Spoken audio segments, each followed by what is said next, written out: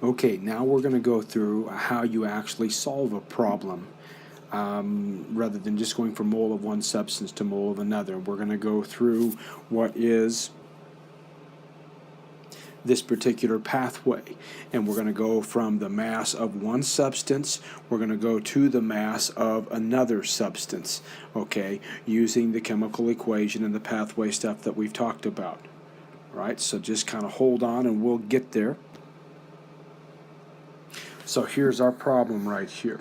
All right, when you read this particular problem, it says how many grams of hydrochloric acid, or HCl, are required to produce 550 grams of water if given an excess amount of calcium hydroxide. And once again, we want to make sure we've got enough of whatever's required for the reaction to take place, so there's no limiting reactant at work here. So what we do, as always, we start out with a given. Okay, our given in this particular case is going to be 550 grams, 550.4 grams actually, of water. Okay, and our unknown in this particular case is going to be the number of grams of HCl. All right, so once again, as always, our basic equation or pathway is always from our given to our unknown. Okay, so we're going to go gram of H2O all the way to gram of HCl. Now we cannot go directly from gram of H2O to gram of HCl, okay, and the reason is because when we do this particular operation, whenever going from one substance to the other in a chemical equation, you have to always go through the molar ratio from that equation, which we will repeat over and over and over and over again. Okay, but I first got to be able to get to moles of A. So I've got to go from mass of A to mole of A using the periodic table and our knowledge from what we did in the previous chapter. So here we go. Here's my actual pathway. This is what it's going to look like. I'm going to go from gram of H2O to mole. Hold on a minute. I'm going to move this down to where it looks a little better.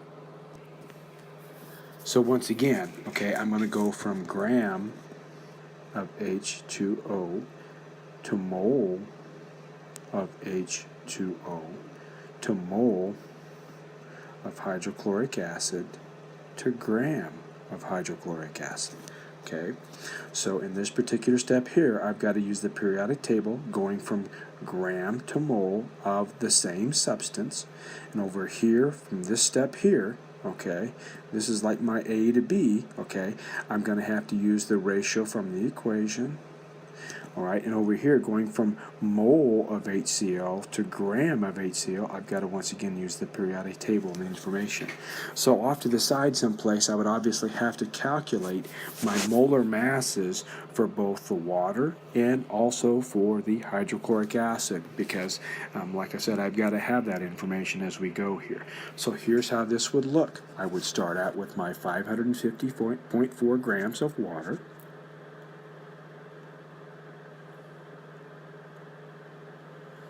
And since I want to get rid of grams of water, I've got to put that molar mass of water, okay, which is going to be 18.02 gram of H2O for every 1 mole of H2O.